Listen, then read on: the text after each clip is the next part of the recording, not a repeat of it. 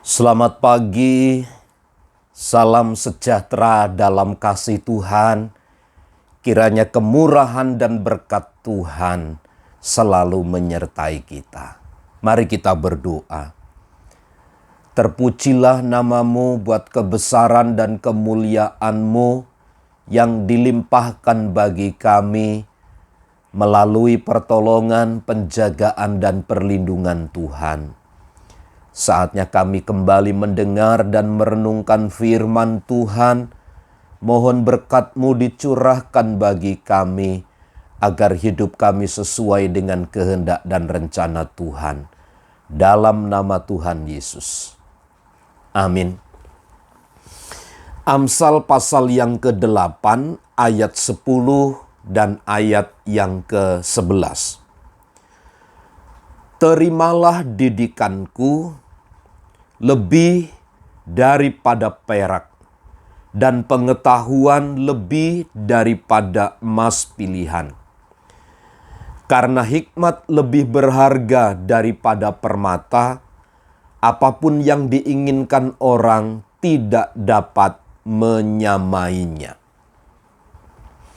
Satu pesan hikmat yang disampaikan oleh Salomo kepada umat manusia, agar semua orang dapat menerima hikmat daripada Allah. Kita tidak hanya sekedar mendengar, sebab mendengar itu sesungguhnya tidak mewakili keseluruhan dari perilaku, tetapi harus sampai kepada titik menerima. Jadi apa yang didengar dari hikmat Allah, dari kebenaran firman itu harus diterima. Maksud kata dari terima itu adalah diterapkan, dilakukan, dihidupi. Itulah sebabnya Salomo terus menyampaikan pesan ini agar mereka dapat menerima didikan. Karena didikan itu lebih daripada perak. Didikan itu lebih daripada barang atau benda yang berharga. Dia lebih bernilai daripada materi. Itu sebabnya warisan yang terpenting kepada generasi adalah bukan materi, bukan harta benda, bukan kekayaan, tetapi kehidupan yang tinggal di dalam kebenaran dan pengetahuan lebih daripada emas pilihan. Pengetahuan tentang firman Allah itu melebihi emas pilihan.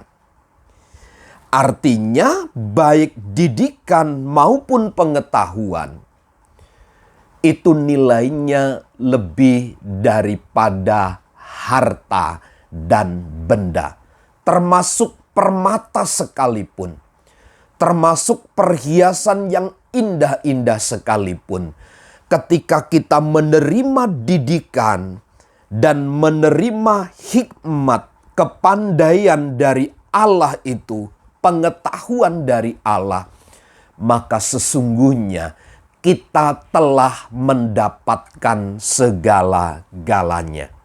Ayat 11, karena hikmat lebih berharga dari permata, apapun yang diinginkan orang tidak dapat menyamai. Apa yang kita harapkan, apa yang kita inginkan, mungkin itu sesuatu yang melebihi segala-galanya. Tetapi yang lebih dari segala-galanya itu bukan materi, bukan harta benda, bukan kekayaan, tetapi hikmat dari Allah itu. Kita belajar dari Daud, hikmat ketika Daud ditawarkan pilih hikmat atau kekayaan dalam doanya, pernyataan pribadi, dia ingin memiliki hikmat dari Allah.